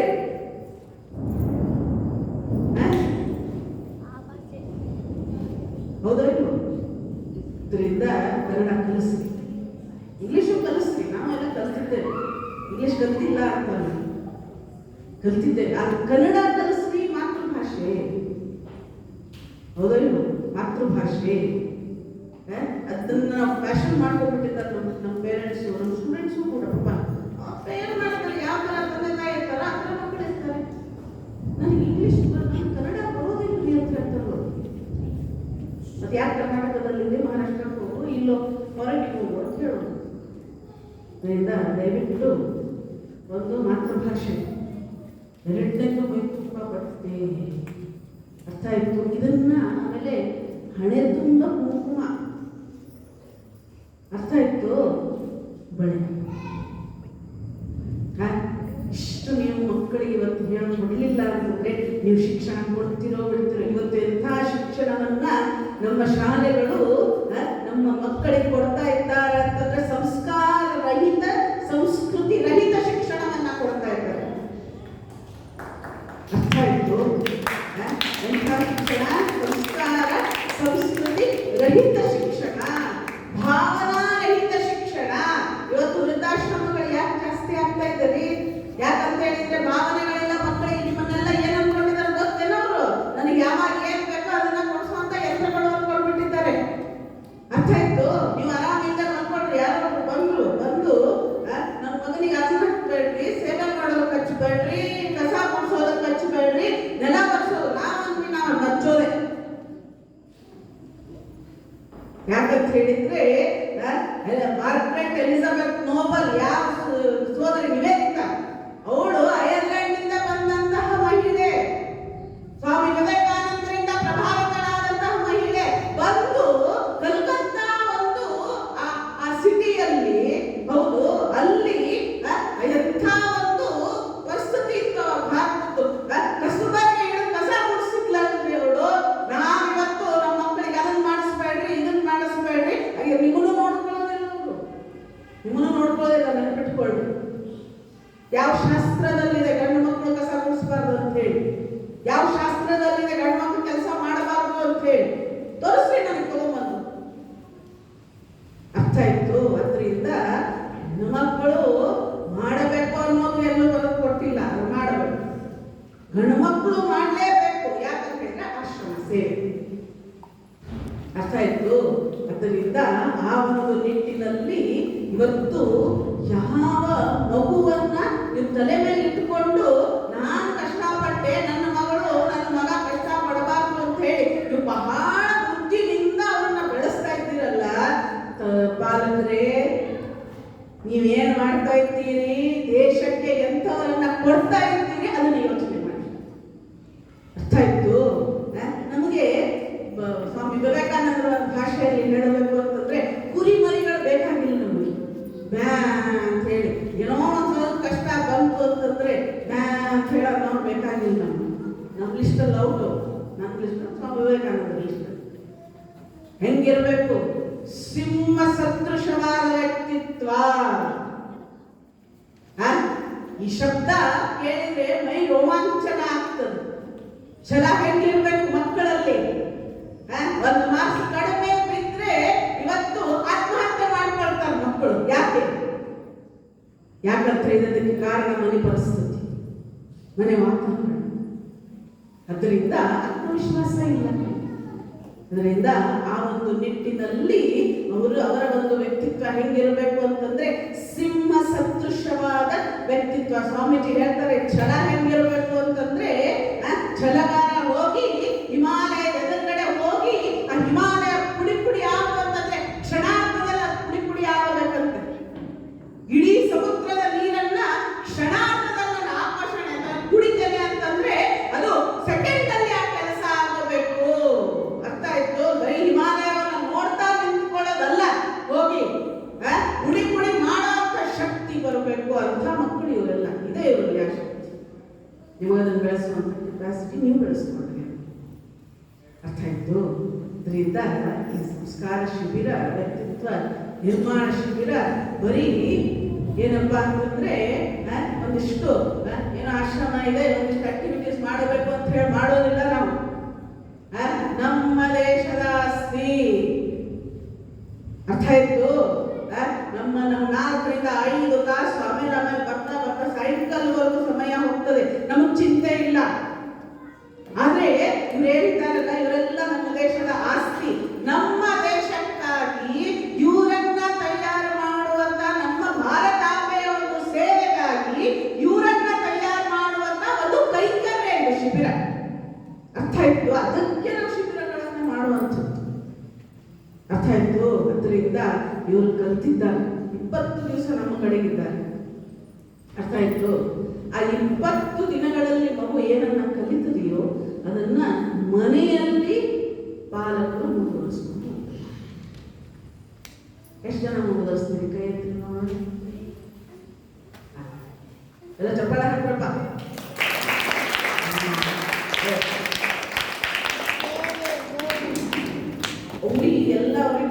ಭಗವದ್ಗೀತೆ ಬರ್ತದೆ, ಆಮೇಲೆ ಶಾಂತಿ ಮಂತ್ರಗಳು ಬರ್ತದೆ, ಹೌದು, ಸ್ವಾಮಿ ವಿವೇಕಾನಂದ ಚಿಂತನೆಗಳು ಬರ್ತದೆ. ನೀವು ಮಾಡಬೇಕಾದದ್ದೇನಪ್ಪ ಅಂದರೆ ಶಾಲೆ ಶುರುವಾಗುತ್ತೇನು, ಹೌದು, ಟ್ಯೂಷನ್ಗಳನ್ನು ನಡೆಸಿ. ಒಂದು ಟ್ಯೂಷನ್ ಕಡಿಮೆ ಮಾಡಿದ್ರೆ ಏನಾಗೋದಿಲ್ಲ, ಅರ್ಥ ಆಯ್ತು. ಕಡೆ ನಾವೀಗ ಒಂದು ಮಾತು ಹೇಳ್ತೇನೆ, ಮೇಲ್ ಬರುವಂಥವ್ರು ಎವರೇಜ್ ಸ್ಟೂಡೆಂಟ್ಸೇ, ಅರ್ಥ ಆಯ್ತು. 99 ಮಾಡದವರು ಬರ್ಬೋದೆಲ್ಲೋ ಒಬ್ಬೊಬ್ರು, ಆದರೆ ಯಾರಿಗೆ ಕೆಪಾಸಿಟಿ ಇರ್ತದೆ, ನಮ್ಮ ಇವರು ಕರ್ಜಿಗೆ ಅವರು ಬಹಳ ಚಂದ ಹೇಳಿ, ಒಬ್ಬ ದೊಡ್ಡ ಹುಡುಗ, ಅವನಿಗೆ ಒಂದೆರಡು ಸೊಪ್ಪು ತರಕಾರಿ ತಗೊಂಡು ಹೇಳಿದ್ರು ಸರ್. ಹೇಳ್ತಾರೆ ಮೊದಲಿಗೆ ಈ 95, 99 ಗೀಳು ನಾನು ಗೀಳು ಅಂತ ಹೇಳಿ ಕರಿತೇನೆ. ಈಗ ಯಾರು 99 ಮಾಡಿದಾರಂದ್ರೆ ಖುಷಿನೇ ಆಗೋದಿಲ್ಲ. ಯಾಕೆ ಆಗೋದಿಲ್ಲ ಗೊತ್ತೇನೋ, ಯಾಕಂದ್ರೆ ಅವ್ರಿಗೆ ಮೊದಲಿಗೆ ಕ್ವಶನ್ಸ್ ಕೊಟ್ಟು ಬಿಟ್ಟಿರ್ತಾರೆ. ಹೋಗ್ಲಿ ಇಷ್ಟು ದಿವಸ SSLCಗಾದ್ರೂ ಅಷ್ಟು ಮಾಡಿದಾರ ಖುಷಿ ಆಗ್ತಿತ್ತು ನಮಗೆ, 92, 88, 85. ಈಗ ಅದು ಕ್ವಶನ್ಸ್ ಕೊಡ್ತಾ ಇದ್ದಾರೆ ಅಂತ ಕೇಳಿದೆ ನಾನು, ಹೌದಾ? ಮತ್ತೇನು ಉಳಿತು? ನನಗೇನು ಖುಷಿ ಇಲ್ಲ. ನೀವು ಕರ್ಕೊಂಡು ಬಂದು ನಿಲ್ಲಿಸಿ ಮಾತಾಜಿ ಇವರಿಷ್ಟು ಮುಗಿತಾರೆ, ನನ್ನ ಮಗ ಅಷ್ಟು, ನನಗೇನು ಖುಷಿ ಇಲ್ಲ. ನೈತಿಕತೆ ಇದೆಯಾ? ತಾಯಿ ಹುಷಾರಿಲ್ಲದೆ ಇರುವಂತ, ತಂದೆ ಹುಷಾರಿಲ್ಲದೆ ಇರುವಂತ ಸಂದರ್ಭದಲ್ಲಿ ಸೇವೆ ಮಾಡ್ತಾರೆ ಮಕ್ಕಳು. ಅಜ್ಜ ಅಜ್ಜಿ ಕಷ್ಟ ಪಡುವಂತ ಸಂದರ್ಭದಲ್ಲಿ ಅವ್ರು ಏನಾದ್ರು ಸೇವೆ ಮಾಡ್ತಾರ? ಸಮಾಜದಲ್ಲಿ ಯಾರಾದ್ರೂ ಕಷ್ಟ ಪಡುವಂತ ಸಂದರ್ಭದಲ್ಲಿ ಅವ್ರು ಏನಾದ್ರು ಸಹಾಯ ಮಾಡ್ತಾರ? ಇದ್ರ ಮೇಲೆ ಜಡ್ಜ್ಮೆಂಟ್ ನಮ್ದು, ಅರ್ಥ ಆಯ್ತು. ಅದರಿಂದ ಒಂದು ಘಟನೆ ಹೇಳಿ ಮುಗಿಸ್ತೇನೆ. ಸ್ವಲ್ಪ ತರೋದಕ್ಕೆ ಕಳಿಸಿದ್ರು ಮೊದಲಿಗೆ 99% ಅವ್ರು ಕಳಿಸಿದ್ರು. ಅವನಿಗೆ ಪಾಪ ಏನು ಗೊತ್ತಿಲ್ಲ.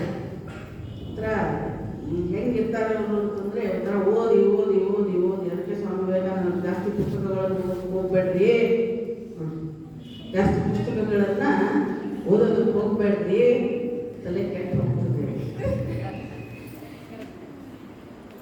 99 ಇರ್ತಾರೆ ನೋಡ್ರಿ ಪರ್ಸೆಂಟೇಜ್.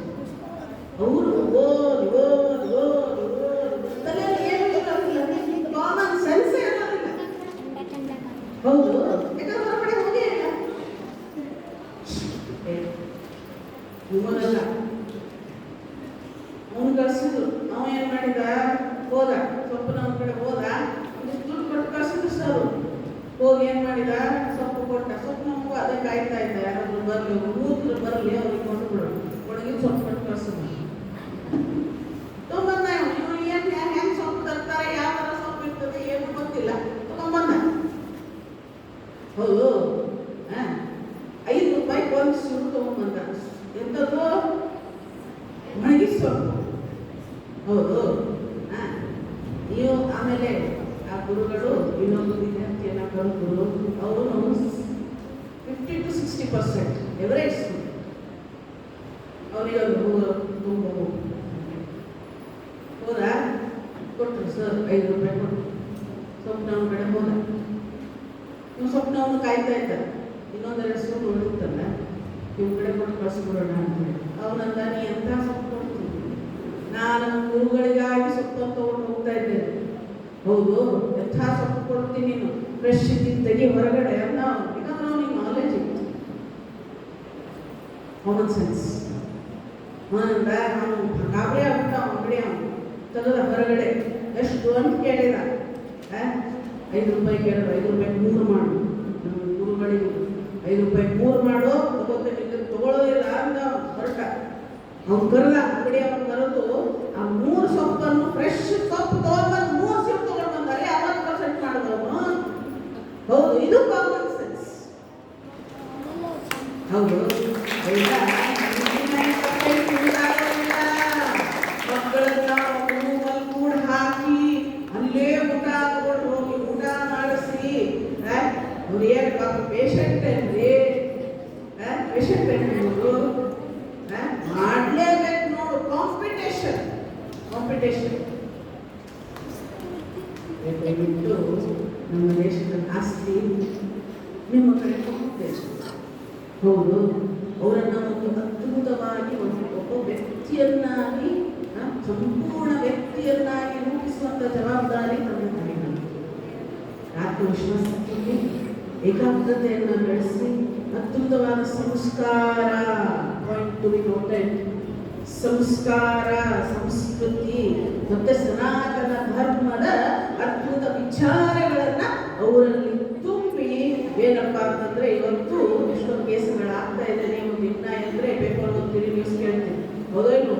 ಹೆಣ್ಣು ಮಕ್ಕಳಲ್ಲಿ ವಿಶೇಷವಾಗಿ ಏನಪ್ಪಾ ಅಂತಂದ್ರೆ ನನ್ನ ಜೀವ ಹೋದ್ರೂ ಕೂಡ ನನ್ನ ಧರ್ಮವನ್ನ ನಾನು ಬಿಡೋದಿಲ್ಲ ಅನ್ನುವಂತಹ ಒಂದು ವಿಚಾರವನ್ನ ತಂದೆ ತಾಯಿಗಳು ಇವತ್ತು ತುಂಬಬೇಕಾಗಿದೆ. ಮತ್ತೆ ಯಾವುದೋ ಒಂದು ಮೊಬೈಲ್ ಕೊಟ್ಟು ಅವರಿಗೆ ಒಂದು ಸಪರೇಟ್ ರೂಮ್ ಕೊಡಬೇಡ್ರಿ ದಯವಿಟ್ಟು.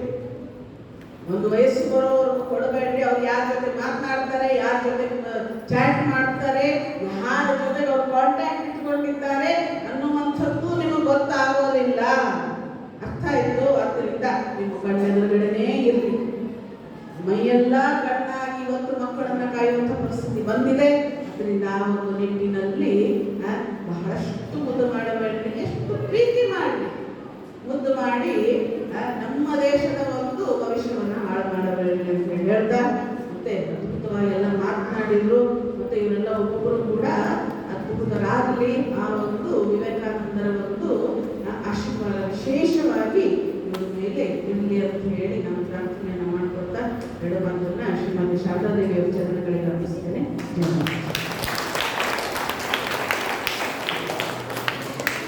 ಪಾಲಕರು ಹಾಗೂ ಪೋಷಕರ ಬಗ್ಗೆ ಅಚ್ಚುಕಟ್ಟಾಗಿ ಮಾತನಾಡಿದ ಮಾತಾಜಿ ತೇಜೋಮಯಿ ಮಾತಾಜಿ ಅವರಿಗೆ ಧನ್ಯವಾದಗಳು.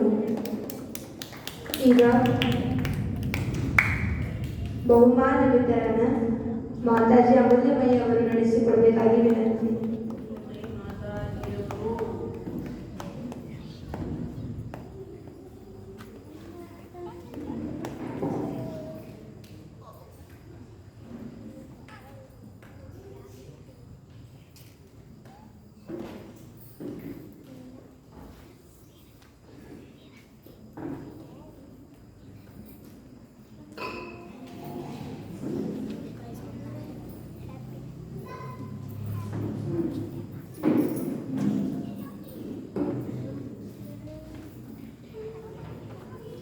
ಓಂ ಗುರು ಬ್ರಹ್ಮ ಗುರು ವಿಷ್ಣು ಗುರುರ್ದೇವೋ ಮಹೇಶ್ವರಃ ಗುರುರೇವ ಪರಂ ಬ್ರಹ್ಮ ತಸ್ಮೈ ಶ್ರೀ ಗುರವೇ ನಮಃ.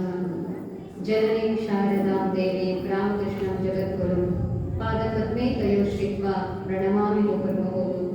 ನಮಃ ಶ್ರೀ ಯತಿರಾಜಾಯ ವಿವೇಕಾನಂದ ಸೂರಯೇ ಸಚ್ಚಿತ್ ಸುಖಸ್ವರೂಪಾಯ ಸ್ವಾಮಿನೇ ತಾಪಹಾರಿಣಿ. ಇಷ್ಟೊತ್ತವರೆಗೂ ನೋಡ್ತಾ ಇದ್ದೇವೆ, ನಮ್ಮನ್ನೆಲ್ಲ ಎಚ್ಚರ ಮಾಡಲಿಕ್ಕೆ ಪ್ರಕೃತಿನೂ ಹುಡುಕ್ತಾ ಇದೆ. ನಮ್ಮ ಪೂಜ್ಯ ಮಾತಾಜಿಯವರು ಕೂಡ ಬಹಳ ತಮ್ಮ ಅದ್ಭುತ ಕಂಠಶ್ರೀಯಿಂದ ನಮ್ಮೆಲ್ಲರನ್ನ ಎಚ್ಚರಗೊಳಿಸಿದ್ದಾರೆ.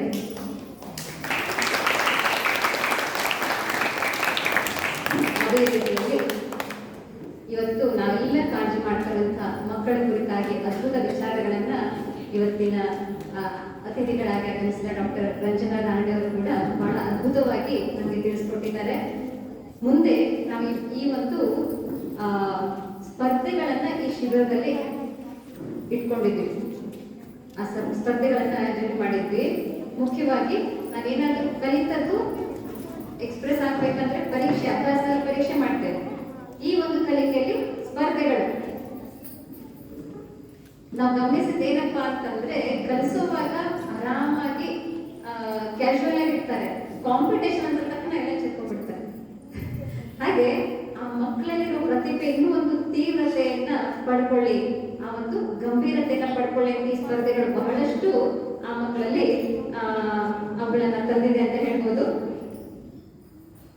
ಇದರಲ್ಲಿ ಮುಖ್ಯವಾಗಿ ನಾವು ಈ ಭಗವದ್ಗೀತೆ, ಆಮೇಲೆ ಸಂಸ್ಕೃತ ಶ್ಲೋಕಗಳಾಗ್ಬೋದು, ಮತ್ತೆ ಭಜನೆ.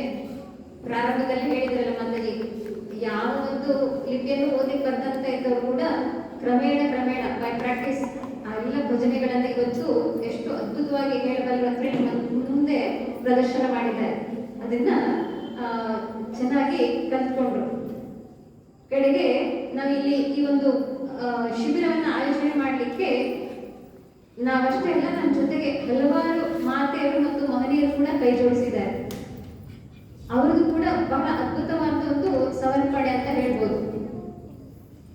ಶ್ರೀಮತಿ ಮಂಗಳಾ ನಾಯ್ಕ ಅವರು ಚಿಕ್ಕ ಮಕ್ಕಳಿಗೆ ಬೆಳಿಗ್ಗೆ 9ರಿಂದ 11 ಎಲ್ಲ ಒಂದು ಭಜನೆಗಳು, ಶ್ಲೋಕಗಳು, ಭಗವದ್ಗೀತೆ, ಚಾಪಲು ತಪ್ಪದೆ ಪ್ರತಿದಿನ ಬಹಳ ಅದ್ಭುತವಾಗಿ ಕಲಿಸ್ಕೊಡ್ತಾರೆ. ಹಲವಾರು ವರ್ಷಗಳಿಂದ ಇವರು ತಮ್ಮೆಲ್ಲ ಸೇವೆಯನ್ನ ಸಲ್ಲಿಸ್ತಾ ಇದ್ದಾರೆ. ಅವರೆಲ್ಲ ಕೂಡ ಇವತ್ತು ಪೂಜ್ಯ ಮಾತಾಜಿಯವರಿಂದ ಈ ಸಂದರ್ಭದಲ್ಲಿ ಆಶೀರ್ವಾದವನ್ನು ಪಡ್ಕೊಳ್ಬೇಕು ಅಂತ ಹೇಳಿ ಕೇಳ್ಕೊಳ್ತೇನೆ. ಶ್ರೀಮತಿ ಮಂಗಳಾ ನಾಯಕ್ ಅವರು ಮತ್ತೆ ಮುಂದೆ ಶ್ರೀಮತಿ ಲತಾ ನಾಯಕ್ ಅವರು ವೇದಿಕೆಗೆ ಆಗಮಿಸಬೇಕು. ಇವರು ಎಲ್ಲ ಡಿಸಿಪ್ಲಿನ್ ಮಾಸ್ಟರ್, ಎಲ್ಲ ಮಕ್ಕಳಿಗೆ ಶಿಸ್ತನ್ನ ಕಲಿಸಲಿಕ್ಕೆ ಬಹಳಷ್ಟು ಶ್ರಮ ಪಡ್ತಾರೆ. ಜೊತೆಗೆ ಮಕ್ಕಳು ಹೋಗುವಾಗ ಚಾಕ್ಲೇಟ್ ಇರೋದೇ ಕಾಂಟ್ರಿಬ್ಯೂಷನ್. ಆ ಒಂದು ನಿಟ್ಟಿನಲ್ಲಿ ಚಿಕ್ಕ ಮಕ್ಕಳಿಗೂ ಕೂಡ ಮತ್ತೆ ದೊಡ್ಡವರಿಗೂ ಕೂಡ ಈ ಒಂದು ಸ್ವಾಮಿ ವಿವೇಕಾನಂದರ ಚಿಂತನೆಗಳನ್ನ ಎಷ್ಟು ಅದ್ಭುತವಾಗಿ ಕಲಿಸ್ಕೊಟ್ಟವರು ಶ್ರೀಮತಿ ಲತಾ ನಾಯಕ್ ಅವರು. ಇವರೆಲ್ಲರೂ ಕೂಡ ಆ ಒಂದು ಸ್ವಯಂ ಸ್ಫೂರ್ತಿಯಿಂದ ಈ ಒಂದು ಸೇವೆಗೆ ತಮ್ಮನ್ನ ತಾವು ತೊಡಗಿಸಿಕೊಂಡಿದ್ದಾರೆ. ಇವರೆಲ್ಲರೂ ಕೂಡ ಆ ಒಂದು ಧನ್ಯವಾದ ಪೂಜ್ಯ ಮಾತಾಜಿಯವರು ಆಶೀರ್ವದಿಸಬೇಕು ಅಂತ ಕೇಳ್ತೇನೆ. ಮತ್ತೆ ಶ್ರೀಮತಿ ಸವಿತಾ ದೇಸಾಯಿ ಅವರು ಭಗವದ್ಗೀತೆಯನ್ನ ಬಹಳ ಒಂದು ಸಮರ್ಪಣಾ ಮನೋಭಾವ ಅಂತ ಹೇಳ್ಬೋದು. ಮತ್ತೆ ಆ ಒಂದು ಮಕ್ಕಳು ಕಲಿಲೇಬೇಕು ಅನ್ನೋ ಒಂದು ಉತ್ಸುಕತೆಯಿಂದ ಕಲಿಸ್ಕೊಟ್ಟಿದ್ದಲ್ಲದೆ ಆ ಮಕ್ಕಳ ಕಲಿತ ಮೇಲೆ ಪ್ರೈಸ್ ಅನ್ನು ಕೂಡ, ಕ್ಯಾಶ್ ಪ್ರೈಸ್ ಅವ್ರ ಮಕ್ಕಳಿಗೆ ಕೊಟ್ಟಿದ್ದಾರೆ.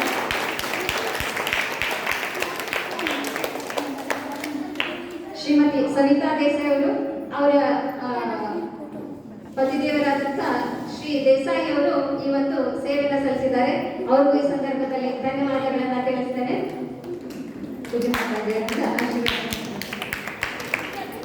ಮತ್ತೆ ಶ್ರೀ ಸುರೇಶ್ ಐಸಂಗ್ ಅವರು ಈ ಪ್ರಥಮ ಬಾರಿ ವೇದಿಕೆಗೆ ಬರಬೇಕು ಅಂತ ಹೇಳಿ ಮೊದಲನೇ ವರ್ಷ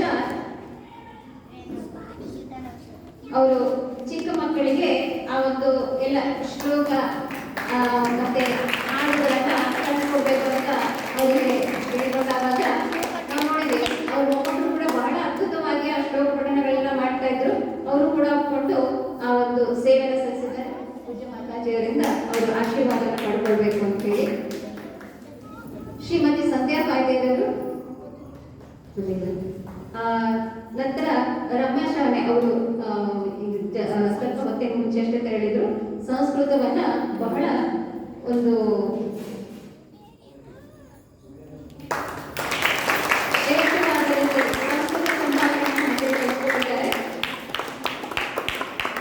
ಆಮೇಲೆ ಕುಮಾರಿ ಪ್ರಿಯಾಂಕೆ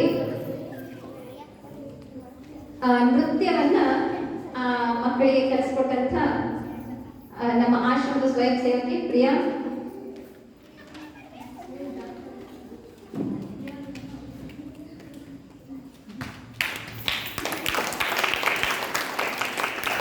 ನಮ್ಮ ಆಶ್ರಮದಲ್ಲೇ ನಮ್ಮ ಹೈಸ್ಕೂಲು ವ್ಯಾಸಂಗವನ್ನು ಮುಗಿಸಿದಂತ ವಿದ್ಯಾರ್ಥಿನಿ ಈಗ BCA ಕಂಪ್ಲೀಟ್ ಆಗಿದೆ. ಬಹಳ ದೇಶಭಕ್ತಿ ಗೀತೆ ಆಗ್ಬೋದು, ಆಮೇಲೆ ಜಾನಪದ ನೃತ್ಯ ಆಗ್ಬೋದು, ಮತ್ತೆ ಭಕ್ತಿ ಗೀತೆ ಆಗ್ಬೋದು.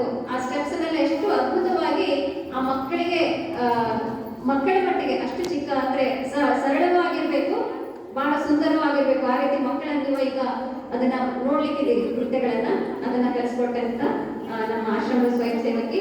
ಮತ್ತೆ ಇವರೆಲ್ಲರಿಗೂ ಕೂಡ ಮತ್ತೊಮ್ಮೆ ಧನ್ಯವಾದಗಳನ್ನು ತಿಳಿಸ್ತೇನೆ. ಮತ್ತೆ ಇವತ್ತು ಎಲ್ಲ ಪಾಲಕರು ಕೂಡ ಕಡೆಯವರೆಗೂ ಇದ್ದು ಕಡೆ ಪ್ರಸಾದ ವ್ಯವಸ್ಥೆ ಇದೆ. ಇವತ್ತು ನಮ್ಮ ಶಿಬಿರಾರ್ಥಿ ನಿಖಿಲ್ ಶೆಟ್ಟಿ ಅಂತ ಹೇಳಿ ಅವರ ತಂದೆಯವರು ಶ್ರೀ ಉದಯ್ ಶೆಟ್ಟಿ ಅವರು ಈ ಒಂದು ಎಲ್ಲರೂ ಕೂಡ ಪ್ರಸಾದ ವ್ಯವಸ್ಥೆಯನ್ನ ಮಾಡಿದ್ದಾರೆ.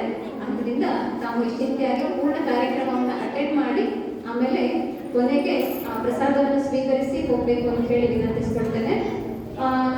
ಜೊತೆಗೆ ನಮಗೆ ತಬಲಾ ಸಾಥ್ ನೀಡಿದಂತ ಶ್ರೀಮತಿ ನರ್ಸಾರ್ ಪಿಕ್ಚರ್ ಅವ್ರಿಗೂ ಮತ್ತೆ ಶ್ರೀಮತಿ ವಿಜಯಲಕ್ಷ್ಮಿ ಶೆಟ್ಟಿ ಅವರು ಕೂಡ ಈ ಎಲ್ಲ ಕಾರ್ಯಕ್ರಮದ ಆಯೋಜನೆ ಬಹಳಷ್ಟು ನಮಗೆ ಸಹಾಯ ಸಹಕಾರ ನೀಡಿದ್ದಾರೆ. ಅವ್ರಿಗೂ ಕೂಡ ಧನ್ಯವಾದಗಳನ್ನ ತಿಳಿಸ್ತೇನೆ. ಈಗ ಬಹುಮಾನ ವಿತರಣೆ ಮಕ್ಕಳೆಲ್ಲ ಎಚ್ಚರಿಕೆಯಾಗಿರ್ಬೇಕು. ಹೆಸರು ಕೂಡಿದ ತಕ್ಷಣ ಬೇಗ ಬರಬೇಕು. ಈ ಕಡೆ ಬರಲಿ, ಆ ಕಡೆ ಬರಬೇಡಿ. ಮೊದಲನೇದಾಗಿ ಚಿಕ್ಕ ಮಕ್ಕಳಲ್ಲಿ ಭಗವದ್ಗೀತಾ ಸ್ಪರ್ಧೆ. ಮೊದಲನೇ ಪ್ರೈಸ್ ಮನಿ ಹೊಂಡಿ ಹೊಡಿ.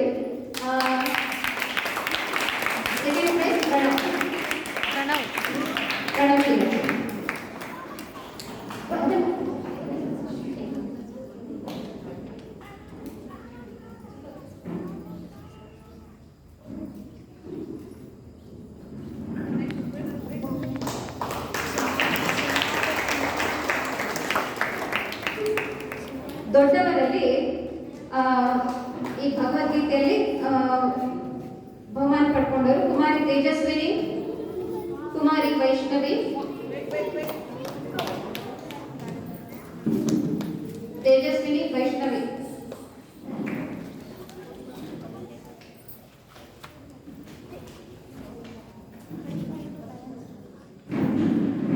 ಅಲ್ಲಿ ಕ್ಯಾಶ್ ಪ್ರೈಸ್ ಕೂಡ ಬಿಡ್ಬೋದು.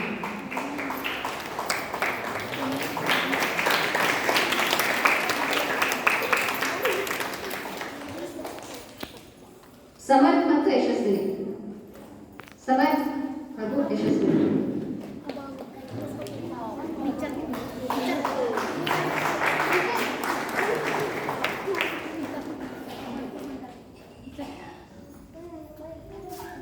ಬೇಗ ಬೇಗ ಮುಂದಿನ ಒಂದು ಸ್ಪರ್ಧೆ ಬಹುಮಾನಗಳು ರಂಗೋಲಿ ಸ್ಪರ್ಧೆದ್ದು.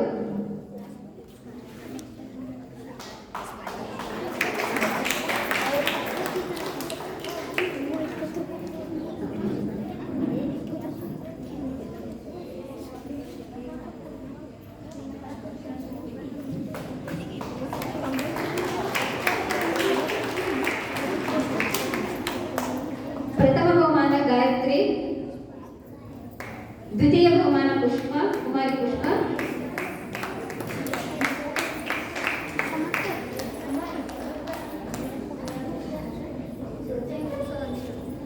ತೃತೀಯ ಬಹುಮಾನ ಇಬ್ಬರು ಹಂಚಿಕೊಂಡಿದ್ದಾರೆ, ತೇಜಸ್ವಿನಿ ಹಾಗೂ ಕುಮಾರಿ ವೈಷ್ಣವಿ.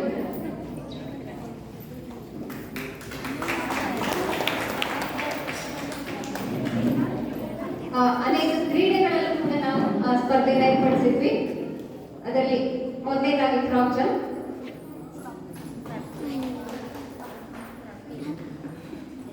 ಚಿಕ್ಕವರಲ್ಲಿ ಫ್ರಾಕ್ ಜಂಪ್ ವಿರಾಟ್ ಬೇವು,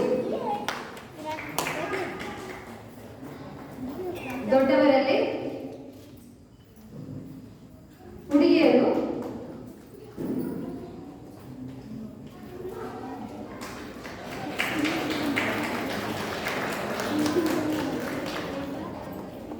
ಭಾಗ್ಯ ಪ್ರಥಮ ಸ್ಥಾನ, ಅಂಕಿತಾ ದ್ವಿತೀಯ ಸ್ಥಾನ, ಕುಮಾರಿ ಪ್ರಿಯಾ ತೃತೀಯ ಸ್ಥಾನ.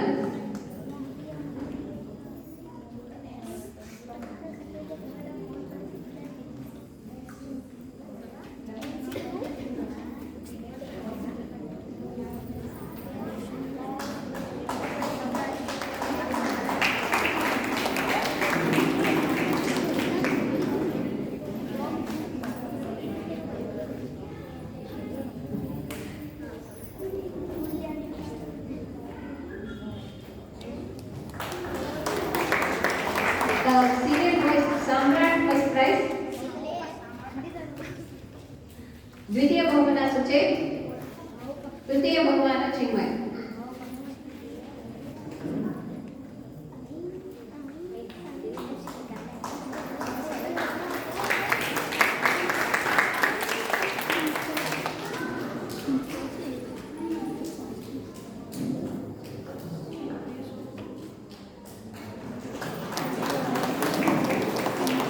ಲೆಮನೇಡ್ ಸ್ಪೂನ್ ಹುಡುಗರಲ್ಲಿ ಪ್ರಥಮ ಬಹುಮಾನ Suchet, second Chinmay. Lemonade spoon.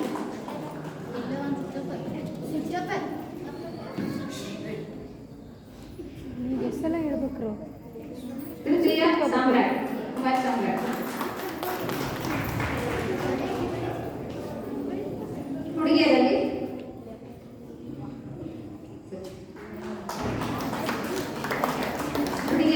ಕುಮಾರಿ ಪ್ರಜ್ಞಾ ಮತ್ತು ಕುಮಾರಿ ಗಾಯತ್ರಿ.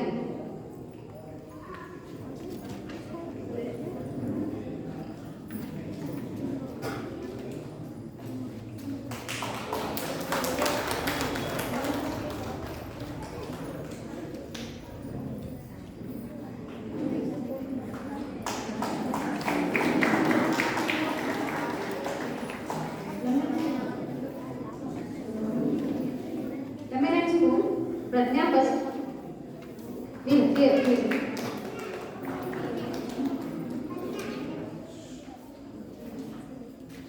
द्वितीय ಬಹುಮಾನ ಕುಮಾರಿ ಗಾಯತ್ರಿ.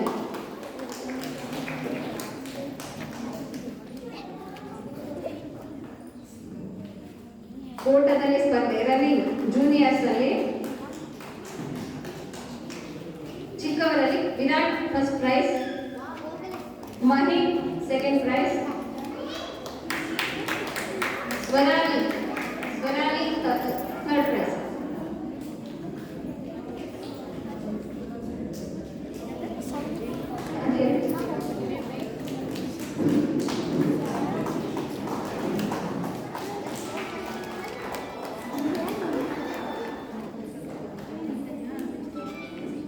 ಮಕ್ಕಳು ಏನೇನು ಪುಸ್ತಕಗಳನ್ನ ತಗೊಂಡಿದ್ದೀರಲ್ಲ ಅವನ್ನೆಲ್ಲ ಸರಿಯಾಗಿ ಓದ್ಬೇಕು.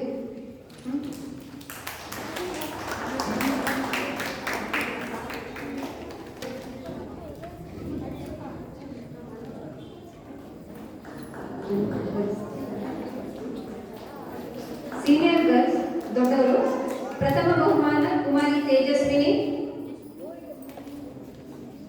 ದ್ವಿತೀಯ ಬಹುಮಾನ ಅಂಕಿತಾ, ತೃತೀಯ ಬಹುಮಾನ ಇಬ್ಬರು ಹಂಚಿಕೊಂಡಿದ್ದಾರೆ ಭಾಗ್ಯ ಮತ್ತು ವೈಷ್ಣವಿ.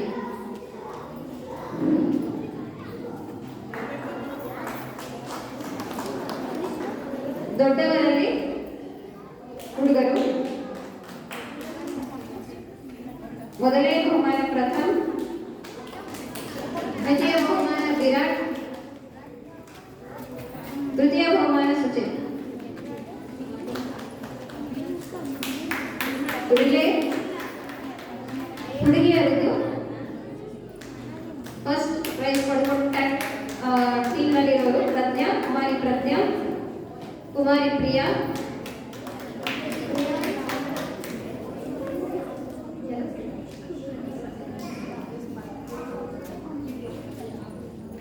ಪ್ರಜ್ಞಾ, ಪ್ರಿಯಾ ಮತ್ತು ತೇಜಸ್ವಿನಿ.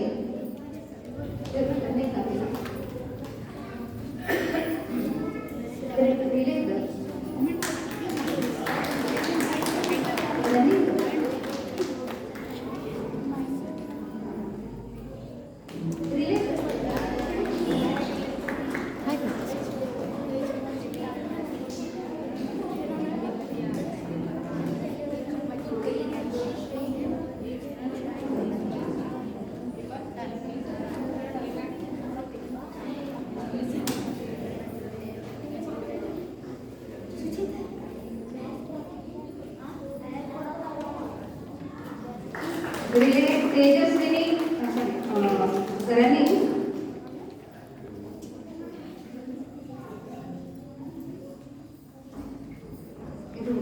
ರಿಲೇ ಇವಾಗ ಪ್ರಜ್ಞಾ, ಪ್ರಿಯಾ, ತೇಜಸ್ವಿನಿ. ಪ್ರಜ್ಞಾ ತಗೊಂಡಾಯ್ತು, ತೇಜಸ್ವಿನಿ ಮತ್ತೆ ಪ್ರಿಯಾ. ರಿಲೇ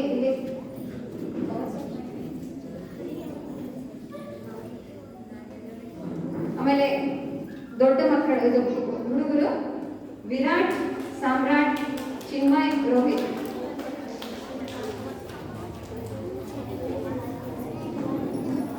ಟೀಮ್ ಪೂರ್ಣ ಬರೀ 4 ಜನ, ವಿರಾಟ್, ಸಾಮ್ರಾಟ್, ಚಿನ್ಮಯ್, ರೋಹಿತ್ ರಿಲೇಟಿವ್.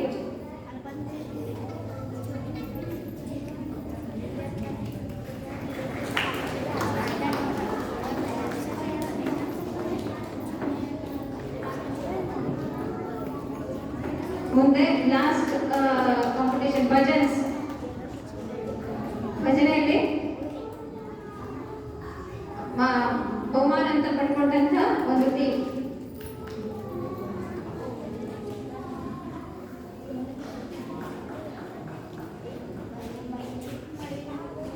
ಸುಚೇತ್, ಸಾಮ್ರಾಟ್, ಶ್ರೀಶ್, ನಿಖಿಲ್ ಭಜಂತ್ರಿ ಮತ್ತೆ ಸಮರ್.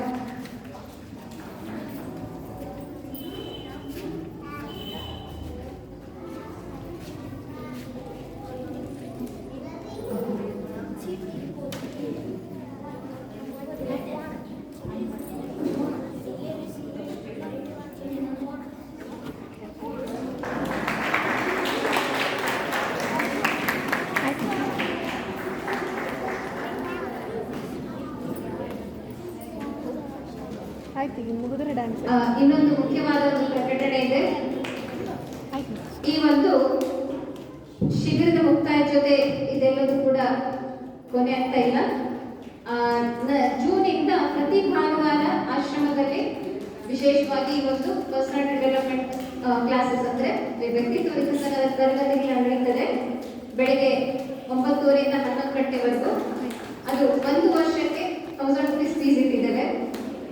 ಎವ್ರಿ ಸಂಡೇ ಇರ್ತದೆ, ಪ್ರತಿ ಭಾನುವಾರ ನಡೀತದೆ. ಅದಕ್ಕೆ ತಮ್ಮ ಮಕ್ಕಳಿಗೆ ಇವತ್ತು ಕೂಡ ಹೆಸರನ್ನು ನೋಂದಾಯಿಸಿ ಹೋಗ್ಬೋದು. ನಂತರ ಜೂನಲ್ಲಿ ಬಂದರೂ ಆಗ್ತದೆ.